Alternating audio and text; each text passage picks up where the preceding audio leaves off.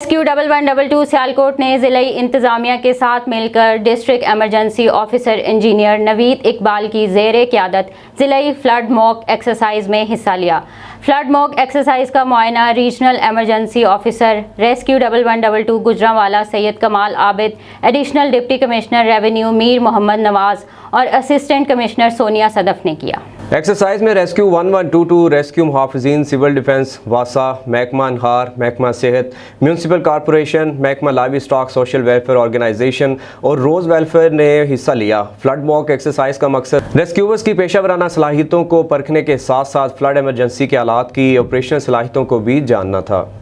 जी, हुकूमत पंजाब और बानी director general doctor Rizwan Naseer साहब की हिदायत के मुताबिक पंजाब भर की तरह सियालकोट में भी फ्लड मॉक एक्सरसाइजेज जो है वो डिस्ट्रिक्ट एडमिनिस्ट्रेशन, रेस्क्यू 1122 और अलाइड डिपार्टमेंट जितने भी हमारे हैं, म्यूनसिपल कॉरपोरेशन और बाकी सब लोग मिलकर कर रहे हैं। और इसका मकसद ये है कि बिफोर टाइम जितने रिसोर्सेज हैं उनको चेक किया जाए और इंटर डिपार्टमेंट जो है कोऑर्डिनेशन को बेहतर बनाया जाए ताकि फ़्लड की सूरत हाल में किसी भी नागहानी आफत से निपटने के लिए हमारे तमाम अदारे हर वक्त तैयार हों। ये आज की हमारी जो सैलाबी सूरत हाल से निपटने के लिए फ़र्ज़ी मशक़ें हैं, इसका मकसद ये है, एक तो ये है कि अपने तमाम इक्विपमेंट को, अपने तमाम आलात को चेक करना और उनकी अगर दुरुस्तगी होने वाली है तो उसको दुरुस्त करना। और उसका सबसे बड़ा मकसद ये है कि हम लोग जितने भी अदारे हैं जिन्होंने सैलाब में काम करना है वो उन अदारों के साथ हम मिलकर उनके साथ लाइजोन करें ताकि जब भी हमें ज़रूरत पड़े एक दूसरे की तो हम लोग जल्दी से एक दूसरे के साथ रवाबत कायम कर सकें।